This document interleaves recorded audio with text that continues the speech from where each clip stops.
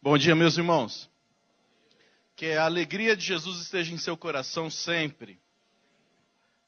Desde ontem nós estamos aqui trabalhando com os adolescentes e junto deles aí nesse esforço especial desse congresso. Né? E hoje era para que a aula da escola dominical fosse só com os adolescentes. Aí o reverendo Ezequiel deu de presente fazer uma aula conjunta com todo mundo. Então, é a oportunidade que você tem de se sentir como membro da UCA. Então, parabéns você que não é da UPA, né, e agora está aí sentado como membro da UCA. UCA é União dos Coroas Adolescentes. Então, se você está aí, né, então sinta-se muito bem em nosso meio. Né? A gente tem trabalhado como secretário nessa função desde 2010 e ela acabou se tornando uma função de tempo integral. Durante esse período, o nosso mandato é exclusivamente voltado para a secretaria. Nós não estamos mais trabalhando com a igreja local. E aí, para facilitar o trabalho, né, o acesso nos mais diferentes lugares. E até ontem, falando com um grupo de líderes também, tem mais duas secretarias que funcionam assim. Secretaria de Infância, que cuida mais dos trabalhos da UCP. E nessa situação, como não há confederação organizada de UCP, então o trabalho é mais voltado para as lideranças, para aqueles que trabalham no departamento infantil. E a Secretaria da Terceira Idade. Aí o reverendo Reginaldo Pinho Borges, que é o secretário, e ele também desenvolve a parte com congressos, né, com encontros nas igrejas, nos presbitérios. E aí a preocupação dele era no seguinte: olha, não vamos criar uma secretaria, uma sociedade a mais na igreja, né? Já tem o CP, o UPA, o MP, SAF, PH. Criar mais uma sociedade, aí não precisa. Então, os que estão na terceira idade conseguem se envolver com SAF, com PH, porque se fosse criar a união da terceira idade, começaria complicado já pela sigla, né? A união da terceira idade ficaria UTI, né? Aí imagina você convidar alguém para entrar na UTI, você não quer participar da UTI? A pessoa, não. A nossa UTI está fraca, está sem gente. Não, eu não. Então, seria muito complicado. Então, eu falei, não monta a sociedade não, deixa só os trabalhos acontecerem, sem essa preocupação. Né? Então, pelo menos na UPA é mais fácil, a coisa já está pronta, a moçada já está ativa aí. Ontem a gente falava sobre vários trabalhos que estão acontecendo. Então, invista no seu adolescente. Se você não dá mesada para o seu filho, comece a dar. De preferência, já dê R$400 assim de cara. Assim, ele vai ficar muito contente, porque ele vai ter um bom lugar para usar esses R$400, que é o Congresso Nacional que vai acontecer no ano que vem. Então, uma sugestão para os pais e mães de adolescentes. Né? Fique de férias do seu filho de 3 a 7 de fevereiro do ano que vem. Porque daí você manda seu filho para o Congresso Nacional, ele vai voltar de lá muito motivado, muito crente, você vai ter uma semana de folga. Né? Aí eu dei algumas sugestões, né, para que eles arrumem dinheiro, do tipo, arruma o quarto. Né? Aí a mãe para de reclamar, e aí você chega, mãe, arrumei meu quarto, dá um dinheirinho, né? Lava o carro do seu pai, depois que lavar o carro, pai, foi de coração, dá trintinha aí, né? Então, você fala assim, 30 é caro. Não, mas é que foi uma lavada especial. Né? Especial. Aí, agora, a melhor de todas que o pessoal gostou foi assim, vem hoje no culto, senta no primeiro banco, sugere para cantar todos os hinos, canta mesmo de coração, e na porta fala assim, pastor, que belo sermão. Dá para ajudar ele na UPA? Então, aí o pastor vai se comover, vai ajudar. O pastor é gente boa, né? Mas o nosso congresso, e além de outras programações que estão acontecendo aí, que a gente quer que os nossos adolescentes se envolvam. Então, investimento neles aí.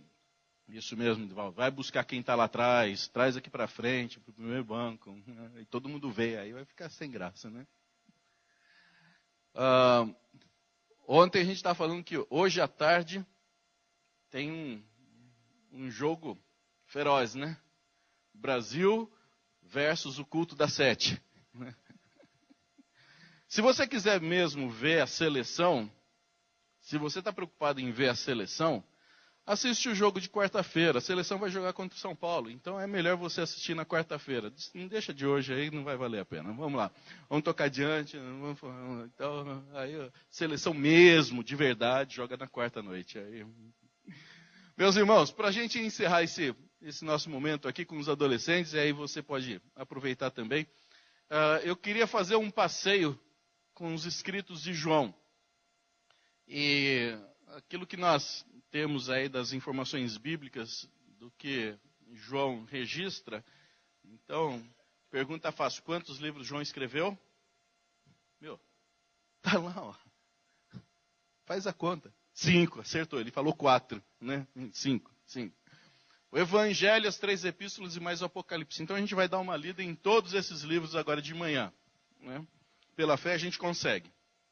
Então, começa lá com o Evangelho de João e a gente vai pensar naquilo que o texto bíblico, o escritor bíblico fala sobre o entendimento que nós podemos ter do nosso próprio coração quanto àquilo que houve de transformação ou não. E aí confrontar o nosso coração com a palavra, confrontar a nossa vida, aquilo que nós recebemos com a Escritura.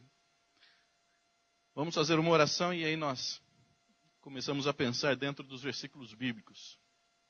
Deus, nós te agradecemos por esta manhã, pela bênção da tua misericórdia renovada sobre nós, pela alegria que nós temos de encontrar a família da fé, o povo de Deus reunido para estudar a palavra. Nós agradecemos porque isso acontece em todo canto do mundo e a tua palavra tem sido pregada em todos os lugares, para todos os povos, buscando fazer o teu nome conhecido de todas as gentes.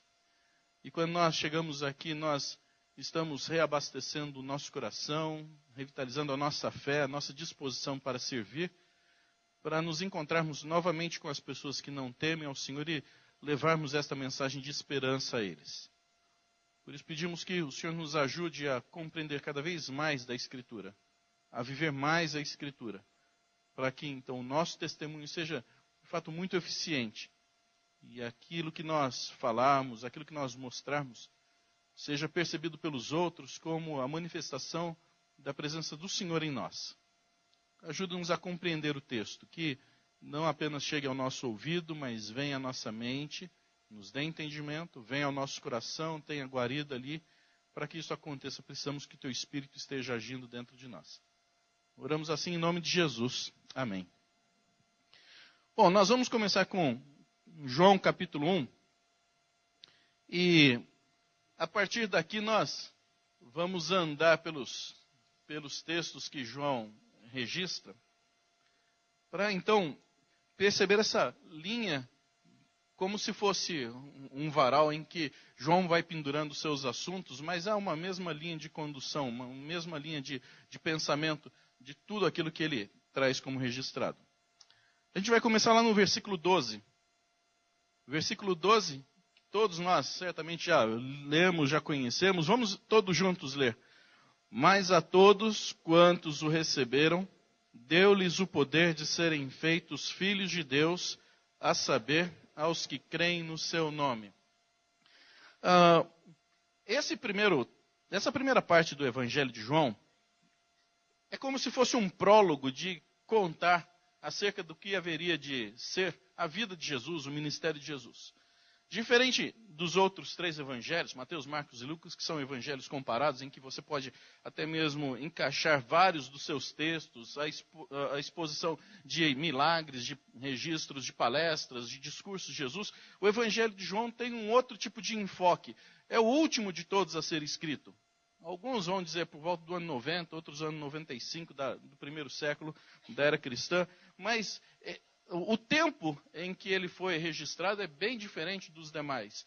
E João, que acompanhou o ministério de Jesus muito mais perto, ele registra com muito mais precisão os diálogos, as conversas, as entrevistas que Jesus tem. Você vai encontrar no texto de João muito mais ocasiões em que ele se depara com as pessoas das mais diferentes classes sociais, dos mais diferentes problemas, e ali o que ele ensina, enquanto que os outros evangelistas não têm essa preocupação. Mas neste primeiro bloco de versículos que ele traz, um que se torna fundamental e que a gente sempre volta, volta, é a respeito daquilo que ele então identifica como o fato de alguém poder ser chamado filho de Deus. E ele menciona então o fato de ser tornado filho de Deus como uma espécie de poder. E aí, então, o destaque que a gente faz é o poder de ser feito filho de Deus. Então, não é alguma coisa acidental. Não é alguma coisa que a pessoa passava na porta da igreja, de repente entrou e falou assim, me tornei filho de Deus. Não é alguma coisa que vem e vai ocupar o resto da vida. Olha, já estou pronto para morrer, não tenho mais o que pensar em termos de projeto lá na frente, então me torno filho de Deus. A Bíblia traz essa situação como alguma coisa de um valor muito intenso. Há uma outra tradução que diz assim que foi dado o direito de ser filho de Deus. A palavra direito, nesse caso aqui, perde muito da sua força. O poder é muito mais intenso, muito mais dinâmico. E por falar em dinâmico, a gente volta. Talvez você já tenha ouvido aqui alguém dizendo assim, a palavra poder na língua grega, que está dizendo aqui a palavra dinamis. Se você nunca ouviu falar, então ganhou uma aula de grego de graça. Anota aí. Né? Teve outra ontem, né? Ontem foi a noia. Né? O pessoal que não estava ontem, desculpa, mas ontem o pessoal ficou aqui na noia. Né? Aí, todo mundo saiu meio alegrão aí, saiu na noia. Né? Aí, dinamis. E essa palavra, para a nossa língua, ela origina diversas outras que nós conhecemos. Então, você pensa, o pessoal aí que o Nivaldo foi perguntando da Liga Juvenil, do Esforço Cristão, alguns aí tinham bicicleta com dínamo. Lembram disso? Alguns estão fazendo assim, outros assim, e outros mais ou menos, né? Então, o dínamo servia para fazer o farolete, né, da bicicleta acender. O pessoal dessa primeira turma aqui está tudo fazendo olho, que não está entendendo nada. Né? Não é para vocês essa parte, é para eles. Né? Aí, então, o dínamo tinha essa função. Ninguém ficava preocupado em perguntar para algum eletricista como é que aquele dínamo funcionava. Só sabia que encaixando ali na roda da bicicleta e ligando o botãozinho, o farol da bicicleta ia acender por causa daquele dínamo. Se você pensar em dinamite, né, você consegue compreender o que uma dinamite faz. Né? Pega uma dinamite, coloca na mão, acende o pavio e fica olhando para ver o que vai acontecer. Não faz não. Não. Tem gente fazendo, não, eu aprendi lá, o pastor falou para fazer isso. Hoje, dinamite tem sido usado mais para arrebentar caixa eletrônico, né? Mas já foi usado em outros tempos para quebrar pedra, para outras finalidades. Né? Mas o poder que há na dinamite. Pensa numa pessoa dinâmica. Uma pessoa dinâmica nunca é um paradão. Né? Se pensar numa pessoa dinâmica, você não pensa naquele mais tímido, naquele que fica mais no cantinho. Pelo contrário, o dinâmico é aquele que corre, que age, que junta, que traz todo mundo, que provoca, que incentiva, que faz todo mundo acabar concordando. O dinâmico faz isso. Ou seja, todas essas outras palavras que a gente vai pensando, elas têm, como o mesmo radical, uma ideia de uma energia que vem interna e se mostra do lado de fora. É sempre nesse sentido. Alguma coisa que provoca uma explosão que sai do seu lado interior e vai para o lado exterior. Então a gente volta lá, vamos começar dos exemplos. O dínamo, o processo do dínamo gerava energia para a luz iluminar para frente da bicicleta. A dinamite, né? De longe você vê o efeito que a dinamite causa por causa daquilo que ela provoca, e aí então o seu efeito é uma pessoa dinâmica. Ele não é dinâmico para dentro dele, ele é dinâmico para fora dele. Então, voltando para o texto bíblico, a ideia que o texto vai trazer é exatamente isso. Alguém que é nascido de novo, alguém que recebeu esse poder de se tornar filho de Deus, não consegue guardar para si mesmo o seu cristianismo. Então, não existe, biblicamente falando, não existe uma pessoa que possa falar assim, não, eu sou cristão, e ninguém ficar sabendo. Não é possível o seu cristianismo ser reservado. Cristianismo de ilha, que ninguém mais percebe. A gente estava falando sobre um dos projetos que a UPA tem, que é o Alunos de Cristo, e uma vez um garoto veio contar para mim que tinha descoberto mais um garoto crente na sala dele, e eu fiquei decepcionado com aquilo. E a minha decepção é porque ele tinha percebido que o outro era crente no final do ano. Passaram os dois, o ano todinho, e um não conseguia perceber que o outro era crente. Então, se um não percebia que o outro era crente, o outro não percebia que o um era crente, imagina os não crentes iam perceber alguma coisa. Então, o testemunho estava uma lástima, né? Então, o testemunho estava... se os dois conseguiam se esconder, muito mais dos demais que não tinham temor de Deus. Então, cristianismo que não se expõe não é um cristianismo de vida. Pode ser de discurso, mas não é de vida. Quando a gente vê uma pessoa que comprou uma casa nova, menina que arrumou namorado novo, né? Aí eu sempre falo assim, se riu é porque se entregou. Olha lá. Eu fico até tentando cortar o risinho, né? Fala sobre isso o tempo todo. Ninguém está nem interessado em saber, mas fica falando o tempo todo do namorado novo. Então, ou então comprou a casa nova, comprou o carro novo. Quer falar para todo mundo. A gente não consegue conter se alguma coisa provoca no nosso coração uma alegria tão grande, uma nova vida tão especial, a gente não consegue conter. Esse novo nascimento é alguma coisa também incontida. As nossas ações são diferentes, a nossa palavra é diferente, nosso modo de fazer as coisas, o comportamento, isso é percebido, inevitavelmente é percebido. As pessoas que estão ao nosso redor, aqueles que não nos conhecem pessoalmente, eles vão falar assim, alguma coisa tem diferente nesse cidadão aqui.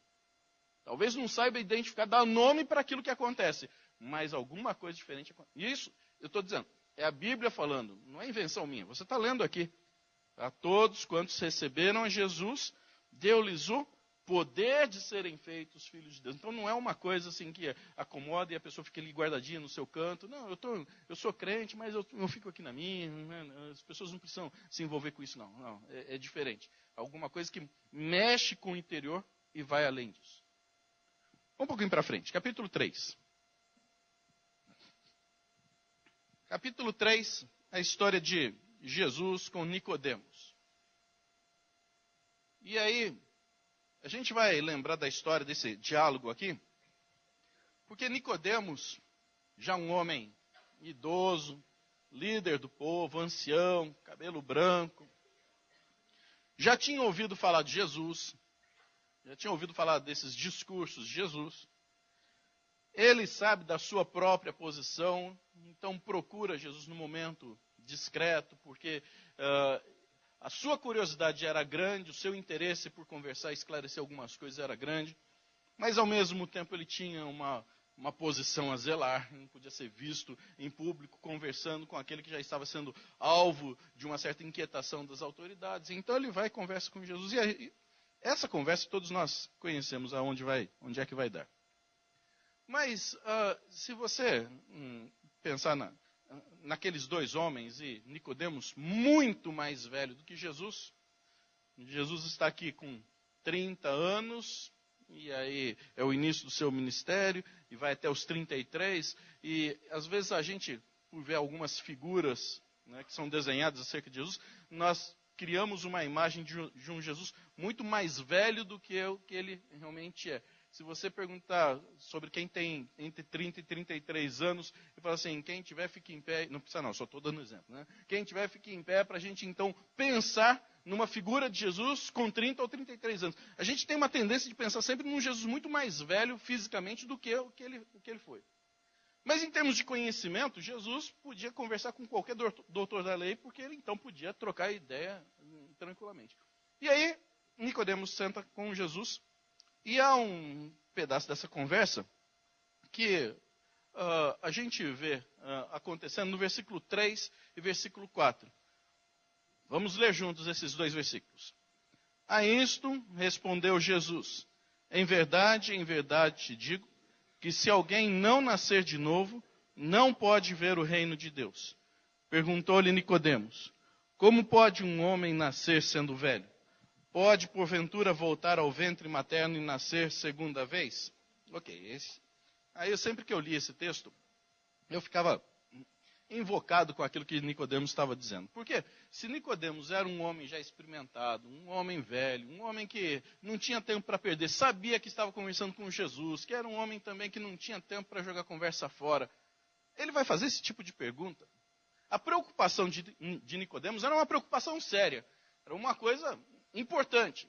O versículo 2 começa, olha, ninguém pode fazer aquilo que o Senhor faz, então quero entender isso daí. E aí os versículos que nós lemos identificam. Jesus não começa a dizer para ele, ó, o importante é nascer de novo. O importante é nascer de novo.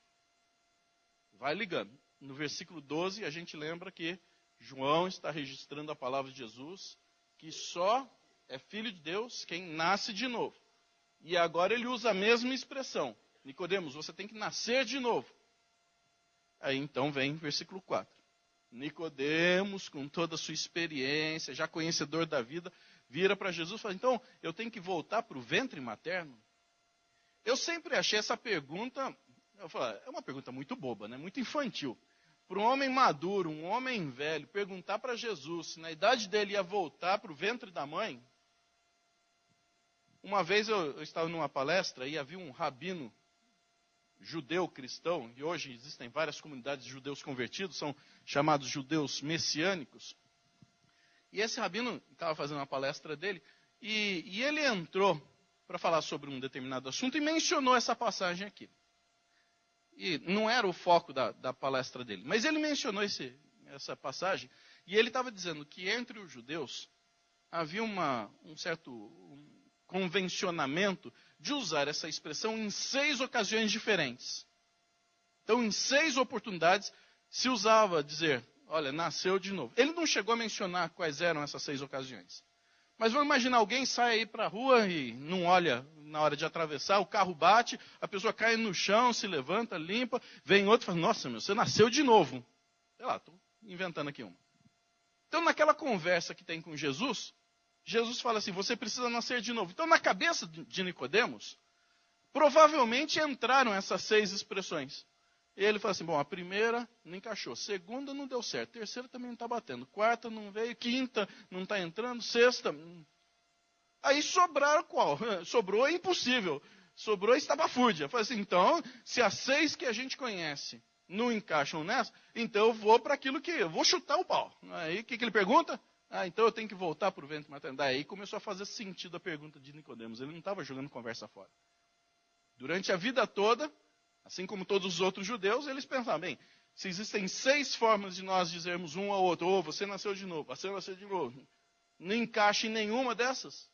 E aí então só me resta perguntar se eu tenho que voltar para o ventre da minha mãe. E aí Jesus começa a dizer, não, isso aqui é nascimento espiritual. Nascimento espiritual.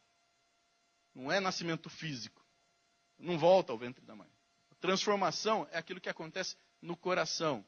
E aí é a ideia do processo dessa transformação acontecida. Por isso que a gente, então,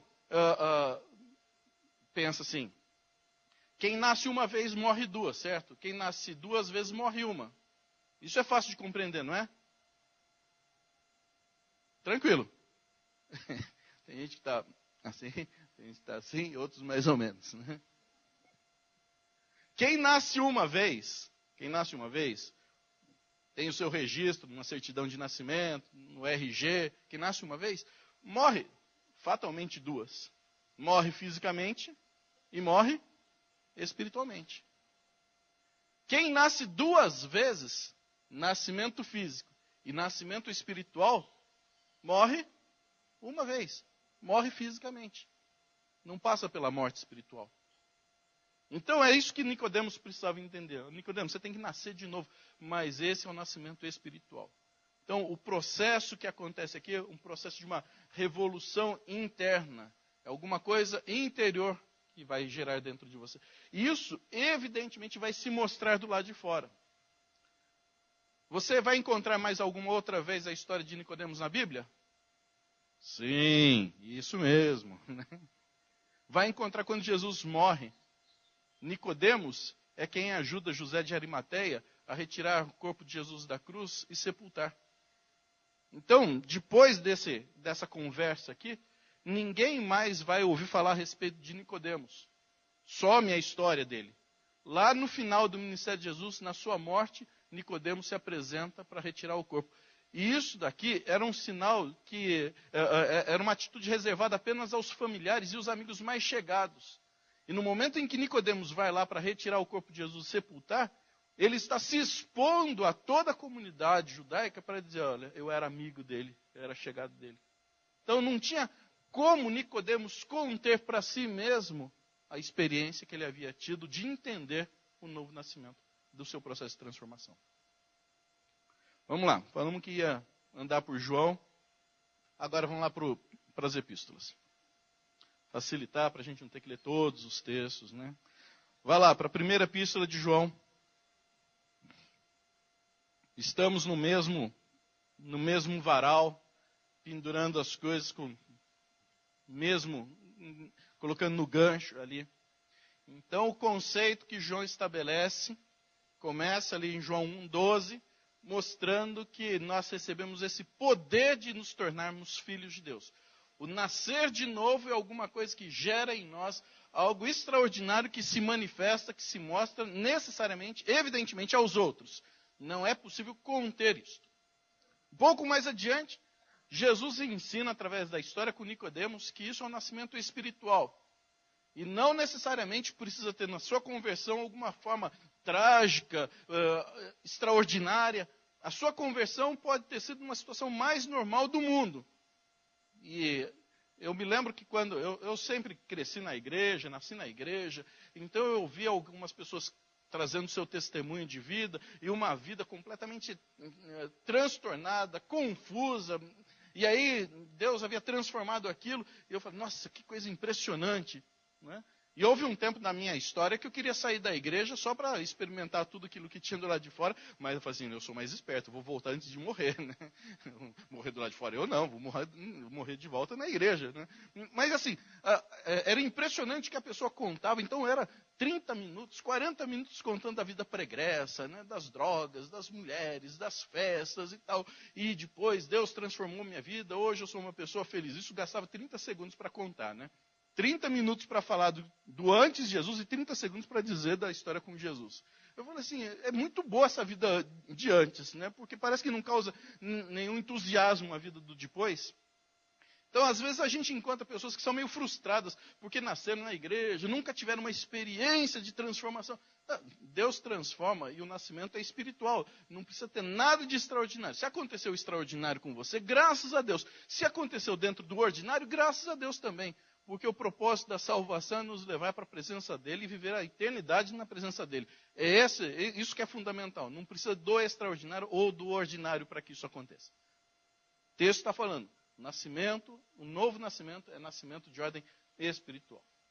Aí então a gente vai lá para 1 João. O mesmo escritor, o mesmo pensamento, o mesmo pano de fundo, o mesmo contexto. Agora, ele está preocupado em ensinar a igreja porque é bombardeado por uma série de heresias. Eles precisam ser mais fortalecidos no seu conhecimento da fé, do próprio Jesus, do seu relacionamento com Deus. E ele então começa a orientar os crentes sobre testar o próprio coração.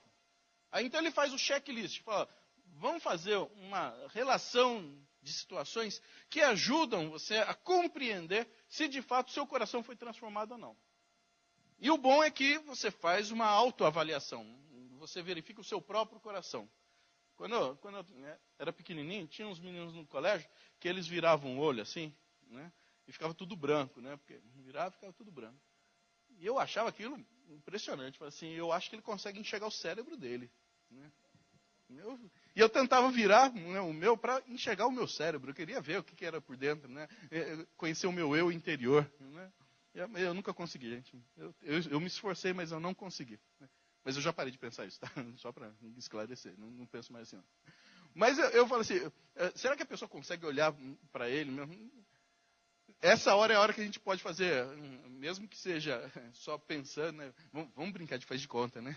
Mas é a hora da gente olhar para dentro do nosso próprio coração. Olhar para dentro da nossa vida. Porque às vezes é fácil a gente olhar a situação dos outros, né? Cuidar da vida dos outros é fácil, cuidar do dinheiro dos outros é fácil, cuidar do tempo dos outros é fácil. O problema é só cuidar da nossa vida, do nosso tempo, do nosso dinheiro. A gente tem dificuldade de fazer isso daquilo que é nosso. Mas dos outros a gente administra com a maior tranquilidade. É uma maravilha, cuidar da vida dos outros é uma maravilha. Né? Então, um dia eu estava viajando e tinha essas filosofias de caminhoneiro que era interessante, né? Campanha pela vida, agora cada um cuida da sua. Né? Essa era uma boa filosofia, né? Mas olhar para dentro do nosso próprio coração e fazer esse checklist. Os adolescentes aí, alguns da mãe, quando vai para acampamento, faz a listinha e entrega. Olha, você está levando 3 camisetas, 2 pares de meia, sabonete e tal. E quando voltar, faz a lista e confere se está trazendo de volta. Então, vamos fazer checklist do coração. Capítulo 3, versículo 9.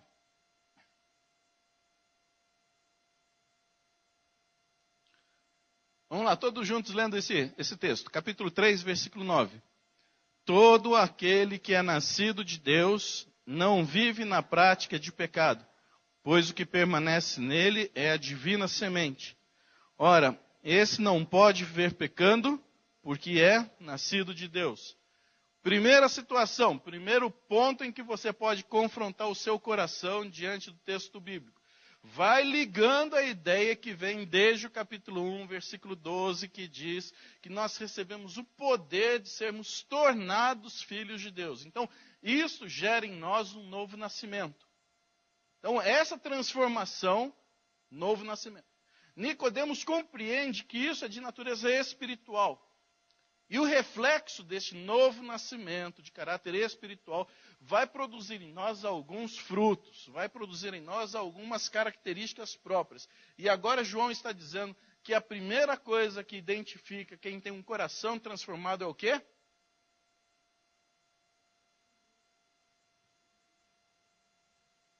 Está ali, gente.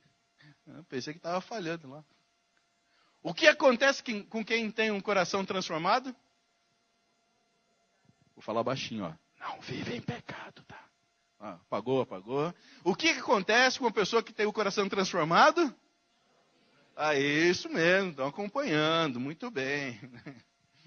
Ontem à noite a gente perguntou, quem está acordado, né, dá um amém.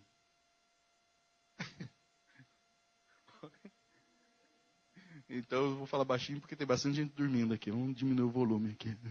Não quero acordar porque senão vão falar assim, hoje eu fui lá na igreja, o pastor ficou falando alto, eu estava dormindo na escola dominical. Quem tem o coração transformado, tem como característica, o texto de João está dizendo, não vive pecando. Diz aí que nunca peca? Não está falando. Está dizendo que nunca mais vai pecar. Existem denominações evangélicas que pregam isso, que o crente chega num determinado estágio da sua vida espiritual, que a partir dali não peca mais. Nessa nossa realidade, nessa nossa vida aqui. Né? Só de pensar nisso já está pecando, né? Porque isso é impossível. Não diz que nunca peca, mas também não diz que abre uma linha de crédito de pecado com Deus. E de chegar assim, Deus, o senhor sabe que eu sou humano, que eu sou falho, que eu sou pecador, então o senhor coloca isso aqui naquela continha de que eu vou pecar mesmo. Então, não tem isso aí, não existe desculpa diante de Deus. Né?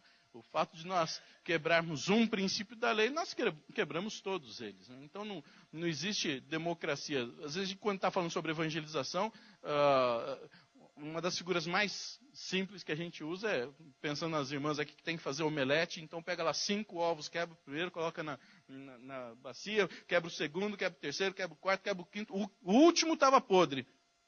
O que acontece? Estragou tudo. E não adianta ficar argumentando, a democracia do ovo são 4 contra 1, a maioria vence. Não adianta. Estragou tudo. Não é? Então, não existe democracia do pecado. Mas eu fiz 10 atos bons. O coração pecaminoso, basta quebrar um aspecto da lei, é como se tivesse quebrado todos. Esse é o princípio que Jesus ensina.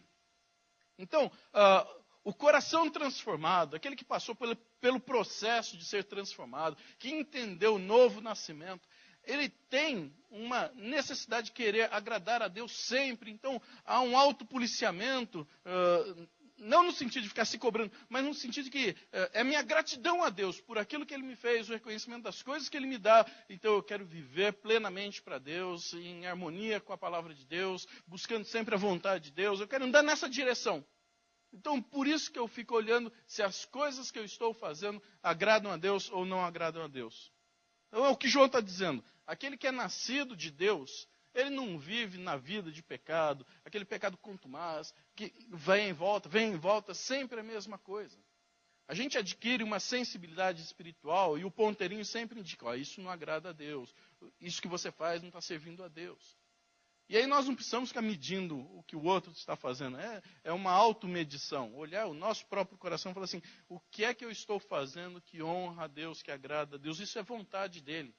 Se não honra a Deus, se não agrada a Deus, não é da vontade dele. Então, não existe mais dentro da vontade de Deus ou menos dentro da vontade de Deus.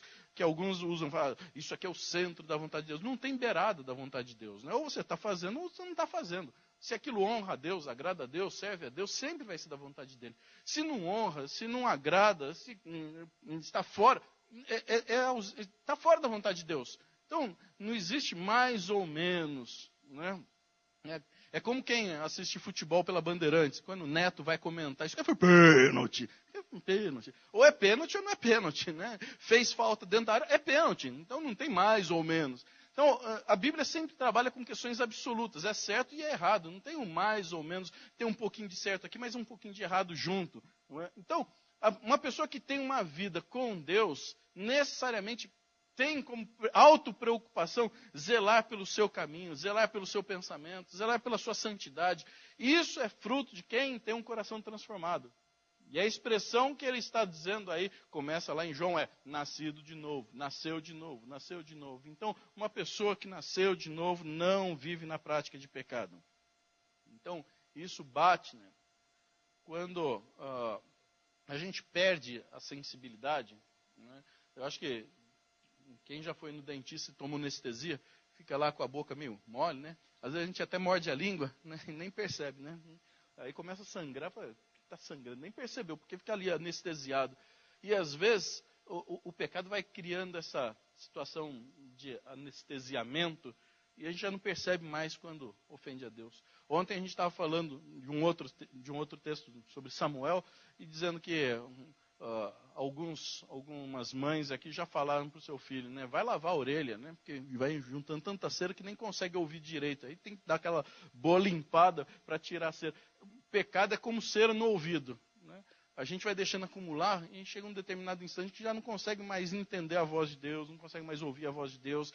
Pode participar de tudo que for trabalho da igreja, mas vai ouvir um monte de pregação, de estudo, de escola dominical, reunião de oração, mas aquilo não vai entrar. O pecado vai criando uma casca no coração que não deixa penetrar. Então, quem nasceu de novo, ele procura sempre estar se limpando dessa situação para deixar o ouvido aberto para entender aquilo que Deus está dizendo. Essa é a primeira dica que o texto está dando. Mas há uma outra.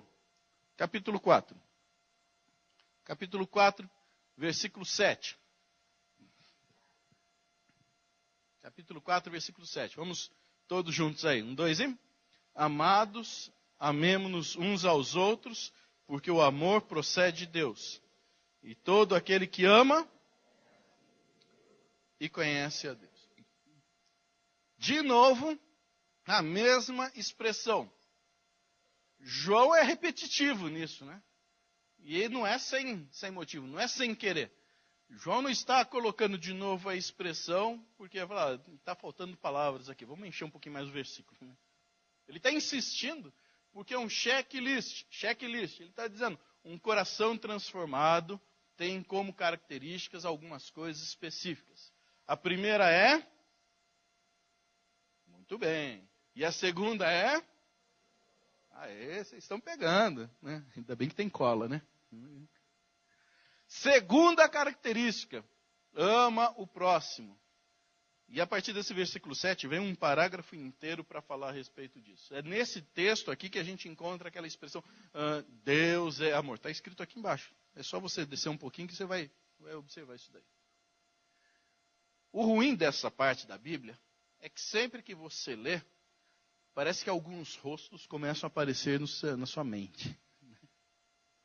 E aí você começa a espernear com Deus. Assim, Deus, eu até quero amar o meu próximo, mas o senhor não conhece a pessoa que vive comigo. Se conhecer esse cara aqui, o senhor vai dar razão para mim. Tem uns que não desce, assim, eu preciso fazer o meu cristianismo ser vivido, mas com alguns é difícil, né? É difícil. Essa parte aqui talvez seja uma das partes mais complicadas da Bíblia. Que, na teoria, é muito fácil você falar sobre amor cristão, mas e na prática? Há um bloqueio mental que acontece com todo mundo, que a gente sempre fala a respeito do amor de Deus para conosco, e a gente agradece porque Deus nos amou, porque enviou o seu único filho, unigênito, para que, no instante em que eu estivesse ali crendo, essa manifestação do amor de Deus se desse, e aí então eu não mais perecesse e tivesse a vida eterna. Não é isso que nós lemos lá em João 3,16, que é a continuação da conversa com Nicodemos? Então a gente sempre pensa nisso. Mas a gente não se sente tão ruim assim como tantos outros que a gente conhece. Nós vivemos um tempo em que, eu falei um dia para minha esposa, olha, ainda bem que Deus me colocou no ministério, porque se Deus me colocasse na polícia, eu já tinha dado tiro em muita gente aí. Né? Essa semana, mataram o garotinho de 5 anos que estava lá chorando. Né? Assim, se fizer um plebiscito, né? Quem acha que tem que ter pena de morte agora para aquele cara que matou? Ele dá 100%. Né? Porque, a gente sempre faz esse tipo de comparação com aqueles que são piores do que nós. Piores do que nós. Mas se levar em conta a realidade espiritual de qualquer pessoa, qual deveria ser a ação de Deus para com a gente? Fulmina, né? Porque o nosso pecado faz separação entre nós e Deus. Não é isso que a Bíblia ensina? Deus não se agrada. Durante várias vezes nós lemos textos bíblicos que dizem que nós éramos filhos da desobediência, filhos da ira. Então, resultado, se Deus quisesse, ele podia, pecou, fulmina. Pecou, fulmina. Mas aí o que Deus faz? Poupa a nossa vida através de Jesus e fala assim, olha, eu não vou exterminar com vocês por causa do meu filho Jesus. Então, ele se tornou responsável por dar cumprimento à lei, pagar pelos pecados, ele se tornou representante, aquele que responde por aquilo que os outros não conseguiriam fazer. Então a gente fala assim, obrigado Deus, muito obrigado porque o Senhor me salvou. Mas nós éramos tão pecadores quanto qualquer outro. Esse que matou de 5 anos, ou quem pôs fogo no dentista, enfim, todo mundo. Às vezes, da mesma forma com que aqueles que estão ao nosso redor e a gente não engole. E a gente fala assim, mas se eu busco tanto que Deus me ame, por que eu não consigo aprender com Deus o mesmo tipo de relação? E não é discurso de amor, né? Não é sentimento. A Bíblia nunca tratou amor como sentimento. Sempre tratou com atitude. Atitude de Deus para mostrar amor. Enviou o seu filho. Atitude de Deus. Deixou o seu filho morrer. Atitude de Deus. Não foi só discurso de Deus. Atitude de Deus. Então, o nosso amor para com o próximo se mostra com atitude. E a Bíblia até aperta um pouquinho mais quando fala sobre isso, porque diz acerca daquilo que a gente deve amar e daquilo que a gente não deve amar. Então, a gente deve amar o próximo, a gente deve amar o inimigo, não é isso? Estou inventando aqui? Não. Na Bíblia que fala que a gente deve amar os inimigos, deve orar por eles. A gente não deve amar as coisas do próximo, não deve amar a mulher do próximo. Não é isso que a Bíblia está dizendo? Então, quando a gente ouve de vez em quando essas situações, porque a pessoa se envolveu com a mulher do outro e tal, porque sabe como é que é, né? O amor bate no coração, amor à primeira vista, né? Conversa, que se a gente deixa aquilo lá fluir, deixa crescer, não é, deixa o coração ser levado para o lado errado. Então a Bíblia orienta, fala assim, tem coisas que devem ser amadas e tem coisas que você não pode amar. Então, quando se fala a respeito do amor ao próximo, do amor ao inimigo, são atitudes que nós dirigimos em relação a essas pessoas. E aí vem lá embaixo o texto que fala assim, primeiro, no amor não existe medo. E depois, versículo 20, se alguém diz que ama a Deus e odeia seu irmão, é mentiroso. Alguém aqui gosta de ser chamado de mentiroso? Quem gosta de ser chamado de mentiroso, levanta a mão. Nem eu. Nem o mentiroso gosta, né? Se o mentiroso for chamado de mentiroso, espera aí. Agora a gente está aqui na aula, mas lá embaixo na rua, né, ele chama, mas nem sempre comparece. Né? Mentiroso é assim, ninguém gosta de ser chamado de mentiroso. Mas a Bíblia está dizendo, se você faz todo o seu discurso de amor ao próximo, de amor ao irmão, dizendo que ama a Deus, mas não consegue fazer isso acontecer com o seu próximo, alguma coisa está errada. Alguma coisa está errada. Então temos 3 alternativas. Deus está errado, a Bíblia está errada, ou eu estou errado. Então, talvez seja difícil pensar, né? Deus errado, palavra de Deus errado, ou então sou eu que estou errado. Quando a Bíblia fala de alguém que tem uma vida transformada, um coração transformado, tem como evidência essa disposição de amar o próximo, mesmo quando a gente não tolera, mesmo aquele que está lá, o rosto batendo aqui no seu cérebro, pensando assim, o seu pensamento. Eu estou falando aqui e a cara da pessoa está aparecendo, né? Está aparecendo. Eu não convidei hoje para ele vir na igreja, ele veio. Né? É sempre assim, quando a gente lê esse texto, essas pessoas nos acompanham. Né? Então, de repente, amanhã você vai ter que se deparar com ela. Fala, ai Deus, amanhã. O senhor não sabe como é que começa uma segunda-feira com essa pessoa. meu chefe, meu colega de classe. Né? Sempre assim. E essas pessoas, né, estão bem do lado do texto bíblico aqui. Checklist de um coração transformado. Quem então passou pelo processo de um novo nascimento, daquilo que acontece internamente, uma explosão interna que se mostra do lado de fora, compreende que isso vem de uma natureza espiritual, então a história lá de João 12, depois a história de Nicodemos, então evidencia algumas características. Então, primeiro, não vive na prática do pecado. Então, já mostra para as pessoas, olha, eu tenho um comportamento diferente. Ama o próximo, então as suas atitudes em relação aos outros também é diferente. Tranquilo até aí? É Bíblia, a gente só está lendo Bíblia, não estou inventando nada. Terceira característica, capítulo 5, versículo 1. Mesmo livro de 1 João, capítulo 5, versículo 1. Vamos ler todos juntos aí. Todo aquele que crê que Jesus é o Cristo é, e todo aquele que ama o que o gerou, também ama ao que dele é nascido. Terceira característica de quem tem um coração transformado é? Muito bom, aí eu nem falei, vocês já estão sabendo, hein? Aí. O texto, pela terceira vez, João vai usar a mesma expressão, nascido de Deus. Pela terceira vez. Então, quem é nascido de Deus vai mostrar isso aqui. Aí a gente fala assim, mas como é que a gente consegue compreender essa expressão aqui? Vamos rachar o versículo. Vamos pensar na segunda parte. Diz ali, todo aquele que ama ao que o gerou, também ama ao que dele é nascido. Está falando a respeito de Jesus. Quem que gerou a Jesus? O Pai. Então, se alguém diz que ama a Deus, automaticamente ama a Jesus. É isso que o texto está dizendo. Então, se alguém que você encontra, você pergunta assim, você ama a Deus? E a pessoa fala assim, amo. Então, você ama Jesus também. Alguns vão falar assim, Jesus é da sua religião. Não, então, peraí, alguma coisa não está batendo. Conversa com um muçulmano. Né? Muçulmano, se você perguntar se ele ama a Deus, talvez ele demonstre o amor que ele tem para com Deus com muito mais intensidade do que o seu amor. Então, discutir amar a Deus com um muçulmano é complicado, porque ele mostra mesmo. Agora, na sequência da expressão aí, pergunta se ele ama Jesus. É perigoso dele abrir o casaco assim, está cheio de bomba, e explodir do seu lado. Então, se falar sobre Jesus com um muçulmano, você está correndo sério risco de vida.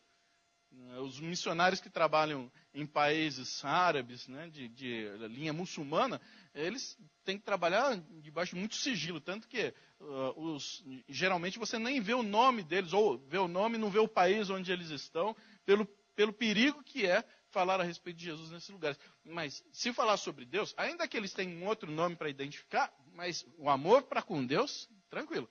Agora, pergunta se ama Jesus. Aí você está entrando num problema seríssimo. Então, essa é a realidade que nós encontramos aqui no nosso país também, na nossa cidade. Algumas pessoas também dizem, eu amo a Deus. Mas se começar a entrar na questão de Jesus, não, Jesus é da sua religião. Vocês que são protestantes aí, vocês que são evangélicos, vocês gostam de Jesus. Mas comigo não é assim, não. A primeira parte, ele diz aí, todo aquele que crê que Jesus é o Cristo, é nascido de Deus. Então vamos compreender a situação que João está dizendo aí. Primeira situação, João está escrevendo numa época em que a igreja está sendo bombardeada por uma série de heresias. Então, só dar uma pinceladinha aqui, porque depois os pastores podem se encarregar de dar a aula completa para vocês. Mas, basicamente, duas batiam contra a igreja de uma forma muito intensa. Uma era chamada de docetismo. E no docetismo, eles pregavam que essa ideia de que Deus mandou um filho para salvar, a ideia é boa. Então, a palavra docetismo vem do verbo dokel, outra de grego para você, outra de grego. Dokel, quer dizer parecer ou aparecer, né? Então, a ideia de que surgiu alguém para salvar o mundo é muito bom. Mas vamos ver aqui, quem é que de vocês conheceu Jesus? E lá na igreja? Ninguém. Quem é que gravou a voz de Jesus numa fita? Não, ninguém. Tem foto de Jesus? Não, não tem. Então, quem garante que esse Jesus histórico surgiu? O único que fala sobre ele é o João. O único que conta a respeito desse Jesus é João. Então, João tem uma responsabilidade muito grande em mostrar para a igreja que Jesus tinha existido mesmo. Tanto que se você olhar lá no início da epístola, vai dizer assim, o que os nossos olhos viram, que os nossos ouvidos ouviram, que as nossas mãos apalparam a respeito do verbo da vida. Então, João está querendo identificar para a igreja que, olha, eu tive contato, eu toquei em Jesus, eu abracei Jesus, eu beijei Jesus, eu andei com ele. Então, a ideia de que Jesus fisicamente não teria existido era uma ideia muito comum ali. E os hereges queriam mostrar para a igreja, ó, essa ideia é boa, mas ele de fato não existiu. Então, o Jesus histórico não tem. O Cristo sim, porque aí é um enviado, um Messias, alguém que foi prometido, ele apareceu. Mas o Jesus você não pode garantir que tenha vindo. Por outro lado, você encontra também os gnósticos. E aí o gnosticismo dizia, olha, o Deus que é santo, santo, absurdamente santo, absolutamente santo, totalmente santo, nunca poderia se envolver com um homem pecador. E aí todo mundo já sabe, o homem é pecador, essa carne aqui é apodrecida por causa do pecado, então Deus nunca poderia... Então falar que Deus mandou seu filho, que é tão igual a ele, para salvar o homem, para conviver com o homem, isso não pode. Então o que é que teria acontecido? Deus criou um semideus, que depois vem um semideus, que vem um semideus, que vem um semideus, até chegar em Jesus. Então Jesus não seria um Deus. Aí eles pensavam, não, existiu alguém, e aí fisicamente tem alguém que andou junto com as pessoas, mas não era Deus, era um Deus. Né? Então, a igreja era bombardeada por causa dessas heresias. E aí João precisa dizer o seguinte, olha, não, esse Jesus é o Cristo. Então, aquele que crê que Jesus é o Cristo, esse é nascido de Deus. Hoje a gente ainda encontra pessoas que pensam, os judeus mesmo, eles pensam, Jesus existiu. Eles não discutem a existência física de Jesus. Discutem se ele é o Cristo ou não. Outras religiões também fazem a mesma coisa. Então, nos nossos tempos, a gente encontra a gente pensando como no tempo de João. Continua a mesma situação. Às vezes muda só o grupo, mas continuam pensando da mesma forma. Então, o crer não é apenas um consentimento, uma concordância. Eu concordo, acho que é isso mesmo, bacana. O crer vai mais além. É um assumir, é um entregar-se. É uma compreensão que vai muito mais profundamente. Uma vez, existia um folhetim de evangelização que o título dele na capa era assim, Perdeu o céu por 45 centímetros. Alguém já viu esse folhetim? Opa, É tão raro que hoje em dia não tem mais. A primeira vez que eu vi aquele folhetim, eu olhava, né? Perdeu o céu por 45 centímetros, né? Eu falei, mas o que a pessoa fez que foi lá na beiradinha, já estava na marca do gol, perdeu, né? Aí fez, quando estava chegando lá, escapou. Daí eu falei assim, em vez de ficar discutindo com a capa, deixa eu ler o que está escrito, né? Aí no texto do folheto ele diz o seguinte, tem mais ou menos 45 centímetros a distância entre o cérebro e o coração. É mais ou menos essa distância. E tem muita gente que tem muita informação religiosa sobre Jesus, sobre Deus, sobre Bíblia, sabe versículo de cor, cântico, hino, está tudo dentro aqui do cérebro. Mas não chegou no coração. Então o coração não foi transformado. Então, informações intelectuais sobre fé, tem, mas isso não foi assimilado, não foi guardado no coração. A Bíblia fala que os demônios conhecem muito, até tremem. Né? Então, intelectualmente, os demônios conhecem sobre Jesus. Quando chegar no coração deles, eles se convertem. Né? Não vai acontecer, mas teoricamente é assim que funciona. Paulo Coelho, que é mago, escritor, compositor, né? Tem um monte de coisa aí, Paulo Coelho. Uma vez nas páginas amarelas da revista Veja, ele estava dando uma entrevista e ele dizia, eu leio a Bíblia todos os dias. Então, de repente, se um crente for discutir Bíblia com ele, pode ser que Paulo Coelho coloque no chinelo. Fala assim, não, você não entende nada de Bíblia. Né? Do tanto que muitos crentes leem a Bíblia sempre, ele lê constantemente, todo dia ele lê a Bíblia. Ele mesmo falando. Agora, no instante em que sair do cérebro e vier para o coração, aí transforma a vida, aí ele se converte. Então, esse é o processo. O fato de crer não é um consentimento. Eu acho bonito, eu acho importante esse negócio de igreja, é um ambiente bom, não é? A gente chega lá no culto, vai prestar um culto a Deus, vai cantar hino, mas se ficar apenas na questão do intelecto, não chegar ao coração, não transformar o coração, nascido de Deus é aquele que se entrega, que se dá. Eu acho que uma das dificuldades que o povo da época de João tinha era o seguinte: vamos fazer uma continha básica. Se João tinha a mesma idade que Jesus, então João teria lá seus 33 anos, vamos pensar que os dois tinham a mesma idade. A Bíblia não tem nenhuma informação sobre isso, a gente está aqui fazendo um palpite. Se João tinha a mesma idade que Jesus, então Jesus morreu com seus 33 anos, João também. Conforme alguns escritores, esses textos de João foram escritos no ano 95. Então, se a gente arredondar a conta, na cronologia, não vai bater, mas só para arredondar. Jesus morreu no ano 30 e isso aqui foi escrito no ano 95, então são 65 anos a mais. Se João estava também com 30 anos, mais 65, 95, certo? Isso? Aí você vai dizer, 95 é muito. Tá bom, vamos deixar por 80. Né? É palpite mesmo. Ninguém vai precisar chegar no céu justificando isso, mas estamos só dando palpite. Eu vou perguntar aqui para os adolescentes que estão na parte da frente. Né? Quem é que tem bisavô vivo? Muito bom, muito bom. Vocês conversam sempre com eles. E eles repetem sempre as histórias. Cada vez que repete, sempre tem um detalhe novo, né? É isso mesmo. É natural. Estou perguntando assim para a turma da frente, porque da quinta fileira para trás tem alguns de cabeça branca aí que falam, não, eu conto sempre histórias novas para os meus netos. Mas o meu avô participou da Revolução de 32. Né? Aí, meu avô é velho. Nossa, meu avô era velho, né? Já morreu. Né? E aí, meu avô morou muito tempo aqui em Tabatinga, então por isso que eu vinha sempre para cá. E ele tinha uma marca de uma bala na perna esquerda aqui. Então ele mostrava para mim a cicatriz dessa marca. A cicatriz dessa bala. Né? E aí então ele contava, né, como é que ele estava na batalha e o cara atirou. Então o tiro veio de lá e pá. Passou um tempo, né, ele mostrou, você já viu essa marca que eu tenho aqui? Já. Então, o rapaz estava lá e ele atirou. Foi meu avô. Bom.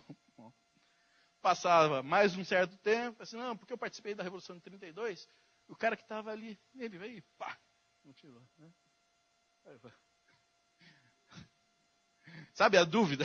Assim, de onde é que veio o tiro? A única coisa certa era a cicatriz. Então, a cicatriz estava lá. Então, que ele tomou o tiro, ele tomou. Mas como é que essa bala veio? Né? Fala assim, mas meu avô já estava lá com seus quase 80 anos. Então, ia fazer diferença de onde a bala tinha vindo? Não ia fazer diferença.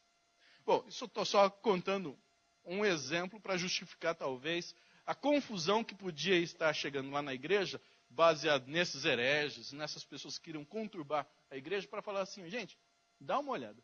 Não tem ninguém aqui que conviveu com Jesus. Só João. Dá uma olhada na idade de João. João não é nenhum menino, não. João já está com mais de 80 anos. Por que vocês continuam acreditando naquilo que João está dizendo? Seria uma dúvida razoável, como diriam os meios jurídicos, né? Uma dúvida razoável. Por que a gente vai acreditar que aquilo que João está escrevendo é verdadeiro? E aí a pergunta vem, e os anos já se passaram, nós estamos há mais de 2000 anos em relação a essa história aqui, ao registro desse texto. Por que nós acreditamos naquilo que João escreveu? Respostinha simples, que é? Só 2 letras. E um acento. Na letra E. Fé. Fé. Nós só aceitamos isto por uma questão de fé. Mas imagina se você estivesse lá naquele tempo de João, provavelmente você ficaria meio balançado. Assim, pode ser que esses hereges tenham razão. João já não está na sua idade melhor, não. Já está meio velhinho. De repente, ele está falando umas coisas que ele mesmo não está entendendo. Está contando 3 histórias do mesmo tiro. 3 histórias do mesmo Jesus. É só a medida de fé.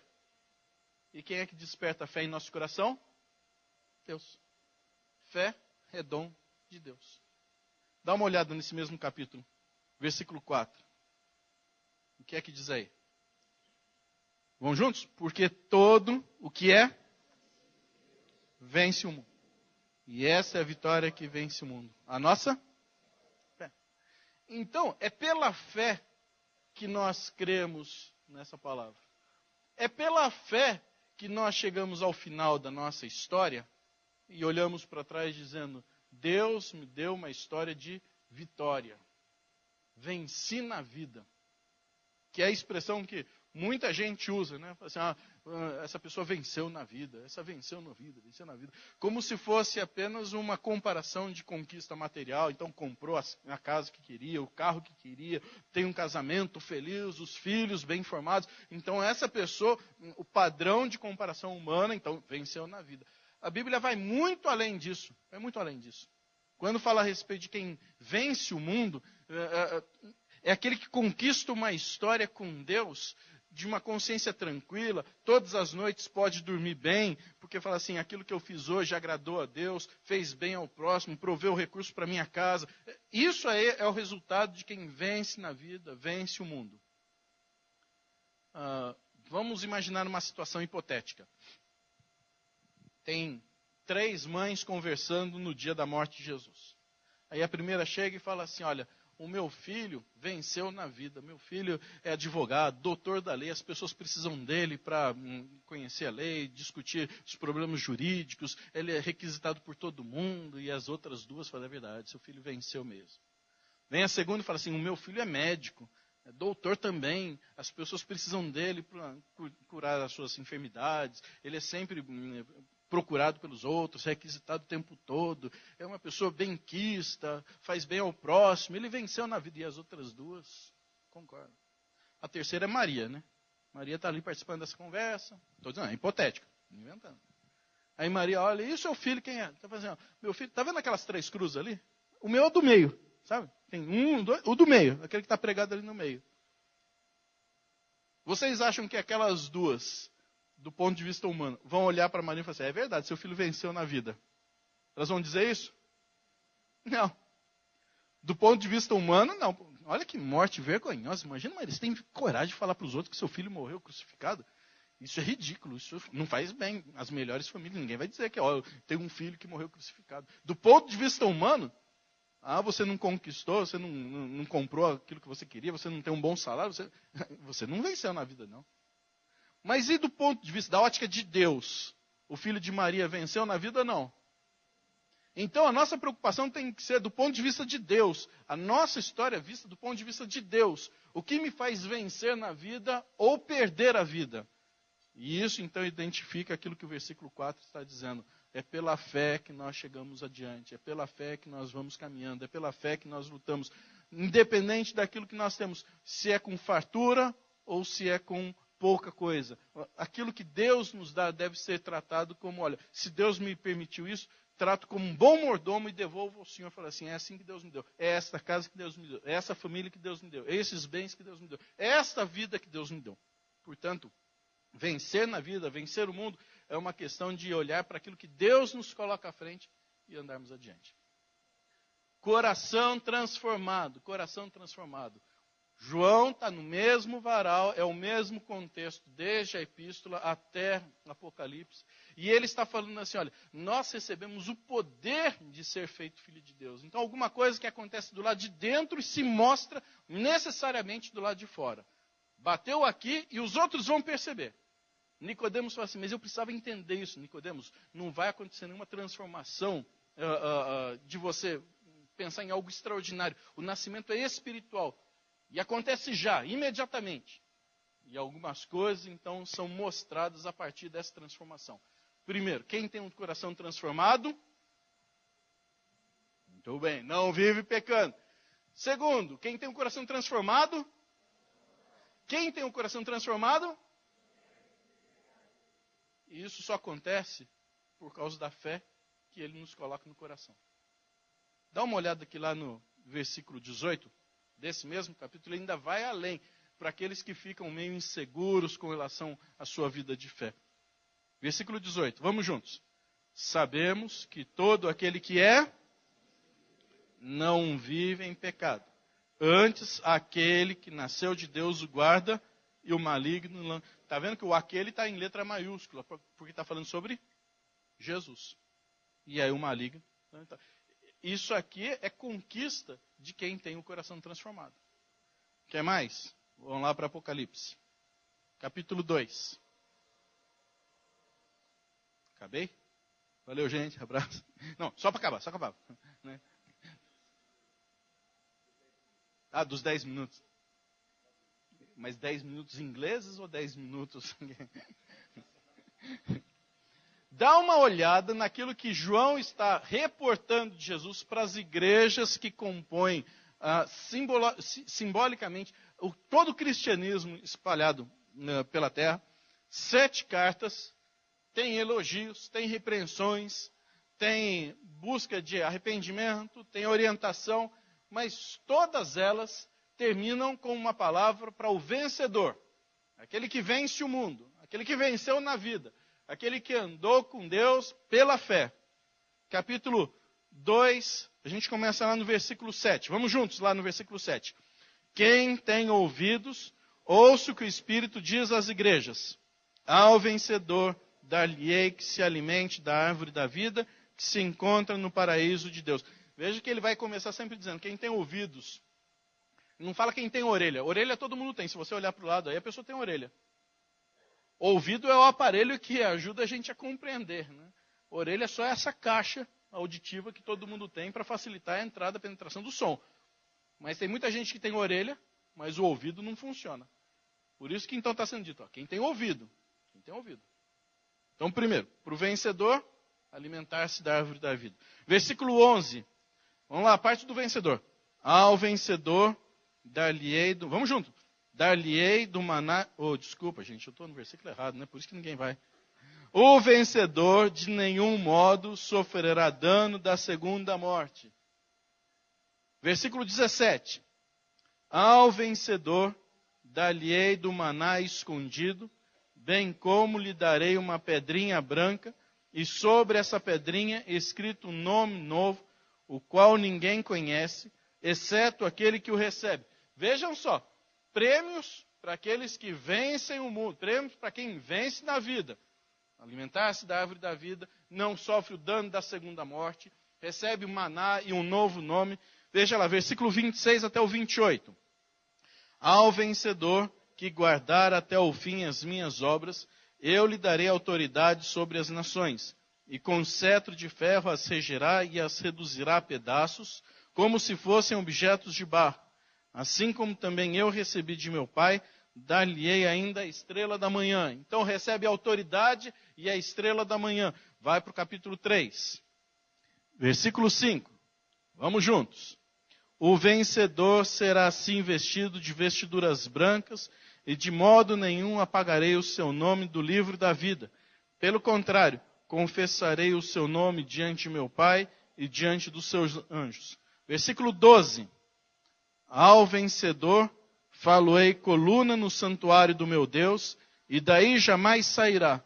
Gravarei também sobre ele o nome do meu Deus, o nome da cidade do meu Deus, a nova Jerusalém, que desce do céu, vinda da parte do meu Deus, e o meu novo nome. Versículo 21. Ao vencedor, dar-lhe-ei sentar-se comigo no meu trono, assim como também eu venci e me sentei com meu Pai no seu trono. Veja só, resultado de bênçãos que vêm aqueles que são vencedores. Alimentar da árvore da vida, sem dano da segunda morte, tem maná e o novo nome, tem autoridade e a estrela da manhã. O seu nome nunca será apagado, vai ser coluna no santuário e estará sentado ao lado do Pai. E isso tudo não é resultado do seu esforço, não é resultado do seu papel, não é resultado da sua capacidade de impressionar Deus. É resultado da obra de Jesus em nosso lugar. E a gente recebe isso de presente. Ele fez tudo por nós e nós recebemos isso de presente. Então, no mínimo, a nossa atitude para com Deus deve ser de gratidão. E o resultado deste coração transformado deve se evidenciar como resultado de gratidão. Então, eu não devo mais buscar uma vida que esteja identificando pecado, mas ao contrário disso, identifique santidade. Eu devo amar o próximo, porque isso vai mostrar minha gratidão a Deus. Eu devo me entregar cada vez mais a Jesus, e me envolver mais com Ele, consagrar mais a minha vida, como gratidão a Deus. Aquilo que Ele me vai prover como bênção na vida eterna, isso é com Ele, isso é parte dele. A minha atitude, o meu comportamento, como uma ação de gratidão e reconhecimento, deve ser uma vida que corresponda a tudo aquilo que Jesus fez por mim. Se nós fizermos isso, de fato a gente identifica um novo nascimento. Nasceu de novo. E aí você faz o checklist do seu coração e confere se a vida foi de fato transformada. Que é o desejo de todos nós, numa oração que nós fazemos a Deus, que nos abençoe dessa maneira. Amém, meus irmãos.